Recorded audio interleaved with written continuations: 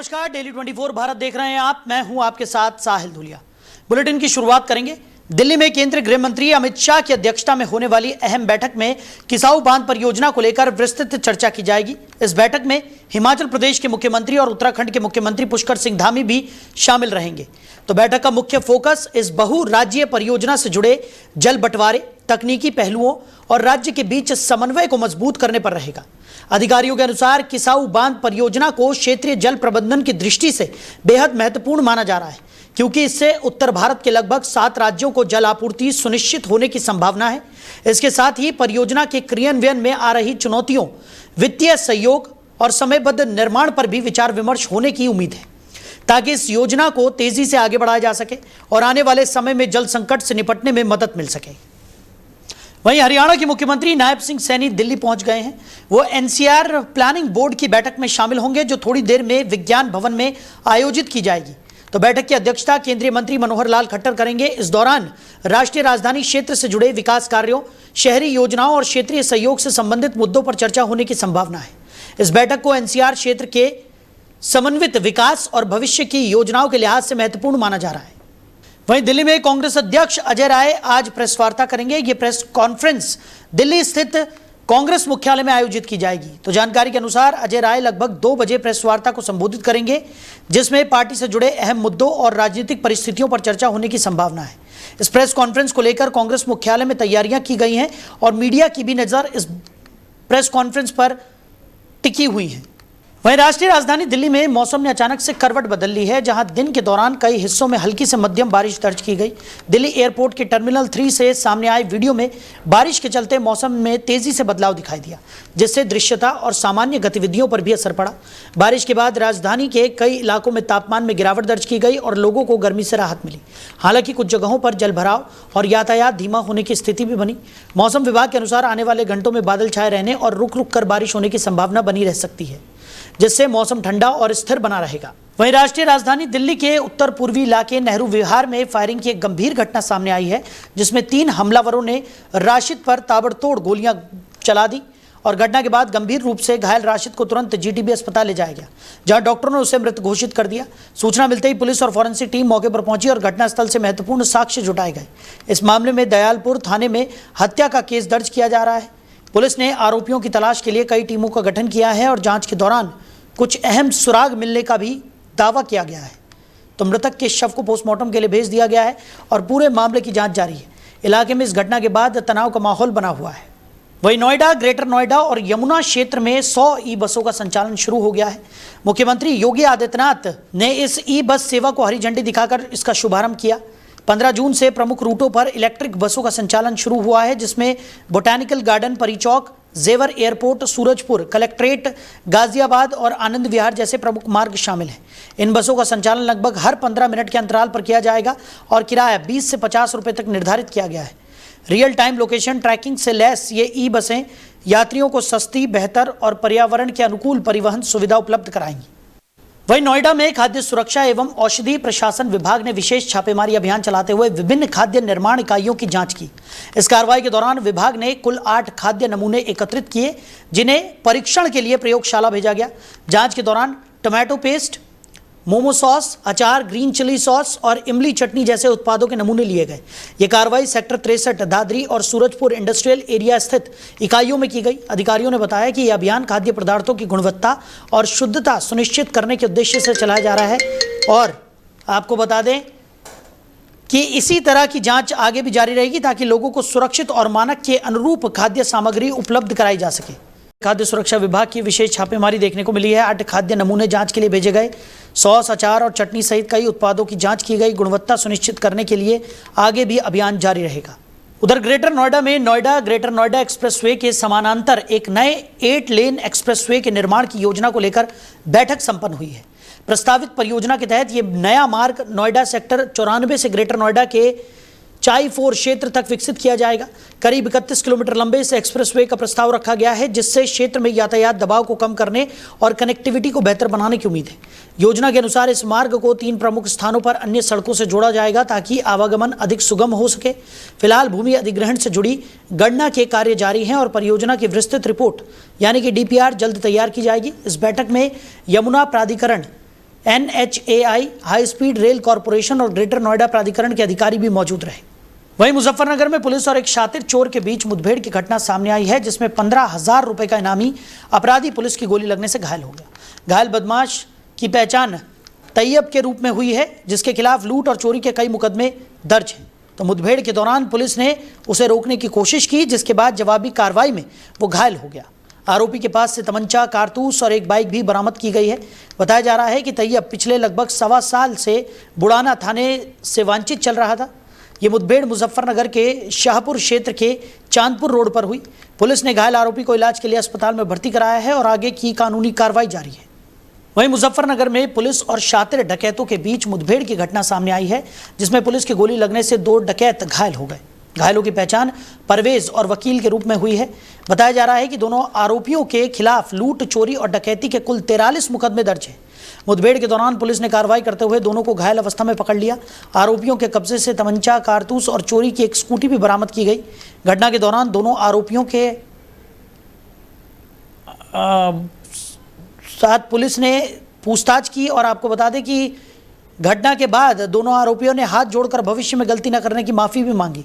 ये मुठभेड़ मुजफ्फरनगर की नई मंडी क्षेत्र के अंतर्गत सिसोना रोड पर हुई, जिसके बाद इलाके में सुरक्षा व्यवस्था कड़ी कर दी गई है और आगे की जांच जारी है। जनपद मुजफ्फरनगर में एसएसपी सर के निर्देशन में अपराध एवं अपराधियों पे सख्त कार्रवाई के क्रम में आज नई मंडी पुलिस ने मुठभेड़ के बाद 2 शातिर किस्म के अंतर्राज्यीय चोर और लुटेरे हैं, ये इनको गिरफ्तार किया है। आज नई मंडी पुलिस अपराधियों पे धरपकड़ के लिए क्षेत्र में मामूर थी। मुखबिर द्वारा सूचना दिया गया कि नई मंडी में 6 तारीख को स्कूटी चोरी के घटना को अंजाम देने वाले 2 चोर उस स्कूटी से सवार होकर क्षेत्र में निकले, किसी बड़ी घटना को अंजाम दे सकते हैं। इस सूचना पर नई मंडी थाने से विभिन्न टीमों का गठन करके क्षेत्र में लगाया गया। उसी क्रम में बागोवाली चौराहे पर नई मंडी की एक टीम चेकिंग कर रही थी। सिसोना की तरफ से एक संदिग्ध मोटरसाइकिल स्कूटी पे 2 सवार आते दिखे। जब पुलिस ने उनको रोकने का इशारा किया, उन्होंने पुलिस टीम पर जान से मारने की नीयत से फायर कर दिया और यू टर्न करके भागने से पीछा किया। ये आगे तकरीबन 700 मीटर दूर आने पर बाएं तरफ कच्चे रास्ते पर मुड़ गए तथा फिसल कर गिर गए। पुलिस ने उनकी घेराबंदी कर ली। पुलिस से घिरता देख दोनों बदमाशों ने पुलिस पर पुनः फायरिंग कर दी। पुलिस ने आत्मरक्षा के प्रयास में जब जवाबी कार्रवाई की, जिससे दोनों बदमाशों के पैर में गोली लगी। बदमाशों से उन्होंने अपना नाम क्रमशः परवेज पुत्र फकीरा, जो कि नाली भोजपुर जनपद गाजियाबाद का रहना बताया। दूसरा बदमाश वकील पुत्र असलम, जो कि अजराड़ा मुंडाली जनपद मेरठ का रहने वाला बताया। इनके पोजीशन से 315 बोर का तमंचा, खोखा, जिंदा कारतूस, एक स्कूटी बिना नंबर प्लेट की और 2 संदिग्ध मोबाइल बरामद हुए। गाजियाबाद में अपराध पर नियंत्रण और कानून व्यवस्था को मजबूत करने के उद्देश्य से पुलिस ने विशेष अभियान ऑपरेशन क्लीन चलाया। इस अभियान के तहत कोतवाली थाना क्षेत्र के केला भट्टा इलाके में व्यापक स्तर पर कार्रवाई की गई और पुलिस ने हिस्ट्री शीटर, गैंगस्टर और विभिन्न आपराधिक मामलों में शामिल रहे व्यक्तियों को बुलाकर उनकी गतिविधियों की जांच की और उनका सत्यापन भी किया। अधिकारियों के अनुसार इस अभियान के दौरान 1000 से अधिक अपराधियों का रिकॉर्ड सत्यापित किया गया। सत्यापन के दौरान पुलिस ने सभी को कानून का पालन करने और किसी भी प्रकार की आपराधिक गतिविधि से दूर रहने की सख्त हिदायत दी। इस दौरान कई लोगों ने हाथ में श्रीमद् भगवत गीता लेकर भविष्य में अपराध न करने की शपथ भी ली। पुलिस अधिकारियों ने कहा कि ऐसे अभियान आगे भी जारी रहेंगे ताकि अपराधियों पर लगातार निगरानी रखी जा सके और क्षेत्र में शांति एवं सुरक्षा का माहौल मजबूत बना रहे। देखिए, कमिश्नरेट गाजियाबाद के अंतर्गत ऑपरेशन क्लीन चलाया गया है और इसी क्रम में आज अपराधियों के सत्यापन के लिए कोतवाली क्षेत्र में अपराधियों को एकत्रित किया गया है। इसमें सभी प्रकार के अपराधी शामिल हैं, जो हिस्ट्री शीटर हैं, कुख्यात गैंगस्टर हैं, लूट, छिनैती और एनडीपीएस शराब तस्करी के मुलजिम इसमें शामिल हैं। 1000 से ऊपर के अपराधियों का सत्यापन यहाँ पर किया जा रहा है और सभी को कठोरतम चेतावनी दी गई है कि वो यदि भविष्य में किसी भी प्रकार की आपराधिक गतिविधियों में शामिल होते हैं तो उनके विरुद्ध कठोरतम कार्रवाई की जाएगी। सर, शपथ भी नहीं दिलाई गई है, कितना असर इस शपथ का पड़ेगा? देखिए, जैसा कि आप देख रहे हैं, इन्होंने बैनर, पोस्टर ये लेकर के स्वयं आए हैं और साथ में इन्होंने अपराध ना करने की कसम भी खाई है। एक तरीके का ये एक वादा कर रहे हैं पुलिस से कि हम किसी भी प्रकार की आपराधिक गतिविधियों में शामिल नहीं होंगे, क्योंकि लगातार इन पे निगरानी रखी जा रही है, इनका वेरिफिकेशन किया जा रहा है। साथ ही साथ बीट कांस्टेबल लगातार इनके संपर्क में है कि अगर कहीं भी इनकी संदिग्ध गतिविधि दिखाई देती है तो उसकी हमें सूचना प्राप्त होगी और हम लोग इनके विरुद्ध कठोरतम कार्रवाई करेंगे। कोई अपराधी मिला इसके खिलाफ कार्रवाई की गई? अभी हम लोग वेरिफिकेशन कर रहे हैं। इसमें करीब 102 HS हैं, साथ ही साथ गैंगस्टर के भी अपराधी हैं, सबका सत्यापन किया जा रहा है। वहीं ग्रेटर नोएडा में सार्वजनिक स्थानों पर शराब पीने वालों के खिलाफ पुलिस ने विशेष अभियान चलाया है। इस अभियान के तहत ग्रेटर नोएडा जोन पुलिस ने 170 लोगों के खिलाफ कार्रवाई की है। सभी मामलों में संबंधित व्यक्तियों पर धारा 292 BNS के तहत वैधानिक कार्रवाई की गई। यह अभियान पुलिस कमिश्नर लक्ष्मी सिंह के निर्देशन में चलाया गया। पुलिस का कहना है कि सार्वजनिक स्थानों पर शराब सेवन और इससे होने वाली अव्यवस्था को रोकने के लिए यह कार्रवाई की गई है। अधिकारियों ने लोगों से कानून का पालन करने और सार्वजनिक व्यवस्था बनाए रखने की अपील की है ताकि क्षेत्र में शांति और अनुशासन बना रहे। वहीं गाजियाबाद के गोविंदपुरम इलाके स्थित बाबा मार्केट में अचानक दुकानों में आग लगने की घटना सामने आई है और आग लगने की सूचना मिलते ही मौके पर दमकल की कई गाड़ियां पहुंच गई और आग पर काबू पाने का प्रयास किया जा रहा है। घटना के बाद इलाके में अफरा तफरी का माहौल बन गया और स्थानीय लोगों में दहशत देखी गई। फिलहाल आग लगने के कारणों का पता नहीं चल सका है। प्रशासन और दमकल विभाग की टीम स्थिति को नियंत्रित करने में जुटी हुई है। अधिक जानकारी की प्रतीक्षा की जा रही है। आज दिनांक 16 जून 2026 को रात्रि समय लगभग 12 बजे फायर स्टेशन घंटाघर कोतवाली में सूचना प्राप्त हुई थी। बाबा मार्केट जो कि गोविंदपुरम में पड़ता है, उसमें 4 से 5 दुकानों में आग लगी है। तत्काल जो है 5 गाड़ियां घंटाघर कोतवाली के साथ ही बड़े कैपेसिटी के वाटर बॉटल जिसमें 22,000 लीटर, 14,000 लीटर और 12,000 लीटर वैशाली और एक फॉर्म टेंडर जो है साहिबाबाद से घटनास्थल भेजा गया। यहाँ आके देखा तो जो है दुकानें सभी में शटर बंद थे और शटर तोड़ते हुए आग बुझाने की कार्रवाई की गई। चूंकि सभी दुकानों में शटर काफी मजबूती से लगे थे तो उनको काटने में काफी समय लगा। साथ ही शटर तोड़ते हुए और अंदर घुस के हमारे जो फायर फाइटर्स हैं उन्होंने आग को पूरी तरह से काबू किया। घटना में किसी प्रकार की कोई जनहानि नहीं है। इस समय कूलिंग का कार्य प्रचलित है। आज दिनांक 16 जून 2026 को वहीं हापुड़ के थाना हाफिजपुर क्षेत्र में सड़क किनारे एक युवती का शव मिलने से इलाके में सनसनी फैल गई। यह मामला हापुड़ का बताया जा रहा है, जहां पुलिस जांच में खुलासा हुआ कि युवती शिवानी की हत्या उसके प्रेमी ने ही की थी। पुलिस के अनुसार प्रेम प्रसंग के चलते विवाद बढ़ने पर आरोपी ने शिवानी की हत्या कर दी और मौके से फरार हो गया था, जिसे बाद में गिरफ्तार कर लिया गया। पुलिस आरोपी से लगातार पूछताछ कर रही है और मामले से जुड़े सभी पहलुओं की जांच की जा रही है। घटना के बाद क्षेत्र में तनाव और दहशत का माहौल है, जबकि पुलिस ने शव को पोस्टमार्टम के लिए भेजकर आगे की कानूनी कार्रवाई शुरू कर दी है। वहीं गलगोटिया यूनिवर्सिटी ने दावा किया है कि इनोवेशन के क्षेत्र में उसे हांगकांग में एक अंतर्राष्ट्रीय स्तर का पुरस्कार मिला है, जिसकी राशि लगभग $7,000 बताई जा रही है। इस पुरस्कार को लेकर आज विभिन्न समाचार पत्रों और ऑनलाइन मीडिया में चर्चाएं देखने को मिल रही हैं। गलगोटिया यूनिवर्सिटी की ओर से किए गए इस दावे के बाद इसे लेकर अलग अलग प्रतिक्रियाएं सामने आ रही हैं। हालांकि पुरस्कार और इससे जुड़ी आधिकारिक जानकारी भी अभी विस्तृत पुष्टि का इंतजार यहां पर किया जा रहा है और अभी तक फिलहाल कोई आधिकारिक पुष्टि नहीं हो सकी है। वहीं गाजियाबाद के खोड़ा क्षेत्र में खाद्य सुरक्षा एवं औषधि प्रशासन विभाग ने बड़ी कार्रवाई करते हुए 2 अवैध अचार फैक्ट्रियों का भांडाफोड़ किया है। जांच के दौरान इन इकाइयों में खाद्य सुरक्षा मानकों की गंभीर अनदेखी पाई गई, जिसके बाद मौके पर भारी मात्रा में अचार को जब्त कर नष्ट कर दिया गया। गाजियाबाद के आदर्श नगर खोड़ा में की गई छापेमारी के दौरान एक फैक्ट्री दिल्ली पुलिस के सेवानिवृत्त दारोगा जसबीर सिंह के तबेले में संचालित होती मिली, जहां गंदगी और अस्वच्छ माहौल में अचार का निर्माण और भंडारण किया जा रहा था। अधिकारियों ने इसे खाद्य सुरक्षा नियमों का गंभीर उल्लंघन बताया।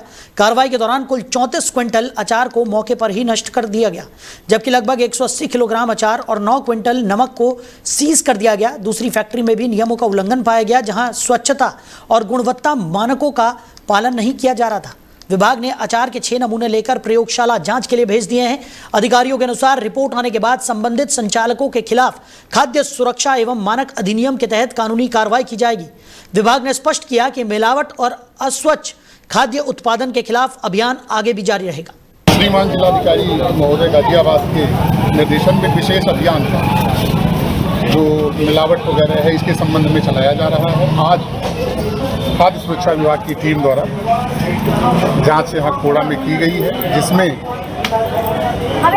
ये तबेला है, उसमें अचार निर्माण का कार्य किया जा रहा है और जो कंज्यूमेबल गुड्स नहीं है उसको जांचोपरांत खाद्य सुरक्षा विभाग की टीम द्वारा उसको डिस्पोज कराया जाएगा। जिलाधिकारी महोदय के निर्देश पर सजल अभियान चलाया जा रहा है पूरे जनपद में खाद्य पदार्थों में मिलावट के विरुद्ध। उसी के क्रम में यहाँ सूचना मिली थी कि कुछ अचार का काम लोग बड़े अनहाइजीनिक कंडीशन में कर रहे हैं, तो हम लोग की टीम ने छापा मारा है यहाँ 2 जगहों पे और दोनों जगहों पे बड़ी भारी मात्रा में अनहाइजीनिक कंडीशन में भंडारण किया गया पाया गया है, जो कि एकदम खाने योग्य नहीं दिखाई दे रहा और बड़ी बदबू और बैड स्मेल आ रही है। तो उसके क्रम में यहाँ कार्रवाई दोनों जगहों पे की। वहीं नोएडा में साइबर ठगी का एक बड़ा मामला सामने आया है, जिसमें इंडसइंड बैंक अधिकारी बनकर ठगों ने एक बुजुर्ग दंपति से 11.60 लाख रुपए की धोखाधड़ी कर ली और नोएडा के सेक्टर 120 स्थित प्रतीक लॉरेल सोसाइटी में रहने वाले 78 वर्षीय अशोक कुमार कपूर और उनकी पत्नी इस ठगी का शिकार बने। जानकारी के अनुसार ठगों ने व्हाट्सएप कॉल के जरिए खुद को बैंक के मुंबई मुख्यालय का वरिष्ठ अधिकारी बताया और भरोसा जीतने की कोशिश की। इसके बाद आरोपियों ने सेल्फ वेरिफिकेशन के नाम पर 3 APK फाइलें भेजकर उन्हें डाउनलोड करवाया। जैसे ही फाइल इंस्टॉल हुई, 3 अलग अलग ट्रांजैक्शंस के जरिए खाते से 11.60 लाख रुपए निकल गए और घटना के बाद पीड़ित की शिकायत पर साइबर क्राइम थाना पुलिस ने मामला दर्ज कर जांच शुरू कर दी है। पुलिस ने लोगों से अपील की है कि किसी भी अनजान लिंक या APK फाइल को डाउनलोड न करें, क्योंकि यह साइबर ठगी का सबसे आम तरीका बनता जा रहा है। तो फिलहाल इस बुलेटिन में मेरे साथ इतना ही। आप बने रहिए। नमस्कार।